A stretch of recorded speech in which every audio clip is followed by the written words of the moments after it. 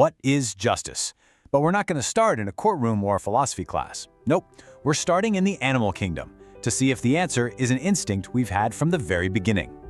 So let's just get right to it. That feeling you get deep in your gut when something just isn't fair, where does that come from?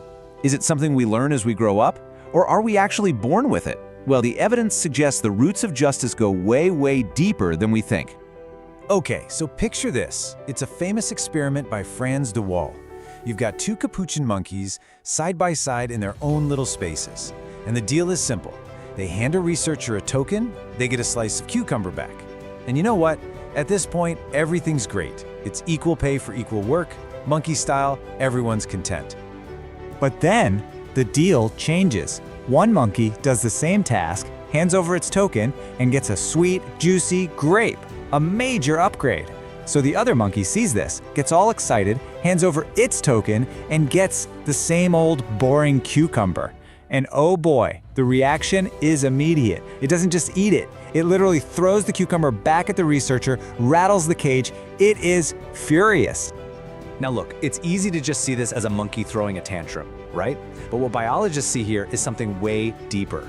This is evidence of a hardwired, evolutionary sense of justice. Think about it. For social animals like us, cooperation is everything. It's how we survive. And that cooperation depends on a basic expectation of fairness. Injustice totally breaks that trust. Okay, so we've got this deep, primal instinct for what's fair, and that carries over right into our big, complicated human world. We've built these massive legal systems to try and manage it all. But here's where we run into a huge problem. We start confusing what's legal with what's actually just. You know, there's this amazing Turkish saying that just hits the nail on the head. Something can be perfectly legal, totally by the book, but it can still feel deeply wrong or unrighteous. It just doesn't sit right with our internal moral compass. And here's a perfect example that really drives this home. Let's say a good friend of yours is in a real financial crisis and has to sell their house for a fraction of what it's really worth.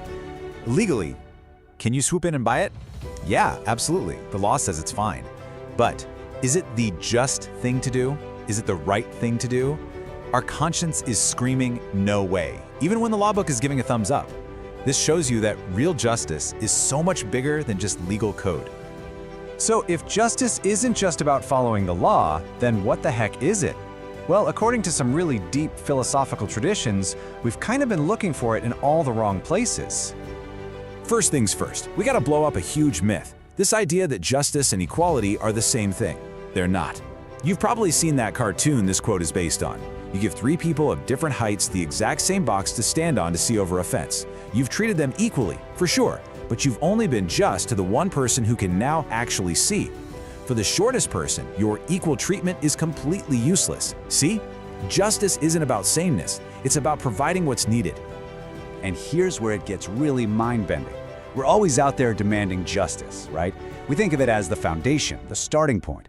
But what if we've got it all backwards? What if justice isn't the foundation at all? What if it's the final piece of the puzzle? Check out this path to true justice. It doesn't start with justice. It starts with step 1, wisdom, or hikmet, the deep ability to distinguish right from wrong. That wisdom then gives birth to step 2, genuine compassion, or merhamet.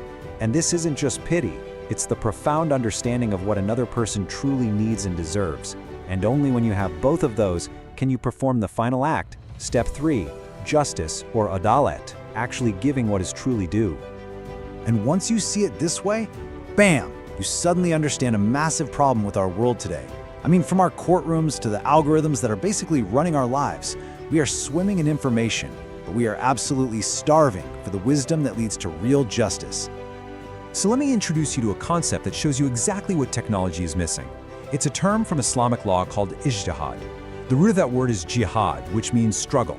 And that's what it is. It's the immense internal battle of the conscience a judge has to go through to weigh all the factors, to resist pressure, and to arrive at a truly just decision. It's a deeply, deeply human process. And this right here is the heart of the problem. A human judge, at their best, can engage in that moral struggle. They can understand nuance and context. An AI, on the other hand, just operates on statistics. It looks at past data and calculates the most probable outcome. It can't have a crisis of conscience. It can't perform ijtihad. So here's the bottom line. Our technology has vast knowledge, or ilium. It can process every legal case ever written, but it completely lacks insightful wisdom, or irfan.